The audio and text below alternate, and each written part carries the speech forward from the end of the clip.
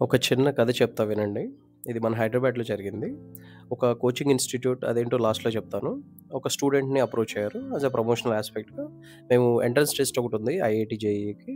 అది రాస్తే నీకు 35% అప్‌ఫ్రంట్ డిస్కౌంట్ ఇస్తాము ఓవరాల్ ఫీజ్ మీద అని చెప్పారు. సో, ఈ స్టూడెంట్ పేరెంట్స్‌ని కన్సల్ట్ అయ్యి ఎగ్జామ్ రాసాడు. రాసిన తర్వాత వాళ్ళు ఆఫర్ చేశారు. బట్ వాళ్ళు పెట్టిన కండిషన్ ఏంటంటే 2 ఇయర్స్‌కి intermediate first year, second year రెండిటికి ఫుల్ అమౌంట్ పే చేస్తేనే 35% వస్తదంటే, సో, పేరెంట్స్ ఆబ్వియస్‌లీ they have no other option. It's kind of pressure tactics అంటాం మనం ఇండైరెక్ట్‌గా. సో, పే చేశారు. అయితే ఈ స్టూడెంట్ క్లాసెస్‌కి వెళ్ళడం స్టార్ట్ అయిన ఒక 10 డేస్‌కి తనకి సమ్‌హౌ నచ్చలేదు. మరి ఏమైందో తెలీదు. ఈ స్టాప్డ్ గోయింగ్. వెళ్ళటం ఆగిపోతే వీళ్ళిప్పుడు రిఫండ్ అడిగారు. మేము జస్ట్ 10 డేసే కదా వచ్చింది. ఎంతో కొంత అమౌంట్ డిడక్ట్ చేసుకొని మిగతా అమౌంట్ ఇవ్వండి అంటే, institute refused to give it. వాళ్ళు ఇవ్వలేదు. సో, వీళ్ళప్పుడు డెఫిషియన్సీ ఆఫ్ సర్విస్ కింద కన్స్యూమర్ ఫోరమ్‌లో కేసేశారు. మనం కూడా వాల్యూ ఎప్పుడైనా ఒక 50,000 పైన అలా ఉంటే వేయటం బెటర్. 100% మీకు రిఫండ్ వస్తది.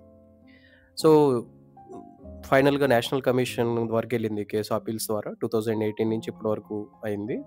సో, ఇప్పుడు నేషనల్ కమిషన్ ఏం చెప్పిందంటే, ఓకే. ఫెయిర్ ఎనఫ్ మీకు సీట్ వేకెంట్ అయిద్దంటున్నారు కాబట్టి, ఫస్ట్ సెమిస్టర్‌కి ఒక 86,000 వరకు రిఫండ్ మీరు రిటైన్ చేసుకొని, రిమైనింగ్ 2,50,000 ప్లస్ అమౌంట్ ఉంది. టోటల్ వీళ్ళు 3,00,000 పైనే కట్టారు.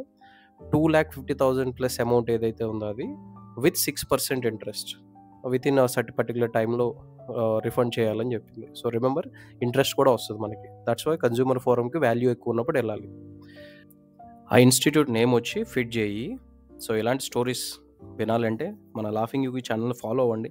లైక్ కొట్టి కామెంట్ చేయండి. ఎవరో ఒకళ్ళకి హెల్ప్ అయిద్ది ఇన్ఫర్మేషన్ ఎక్కువ మందికి రీచ్ అయితే. Thank you.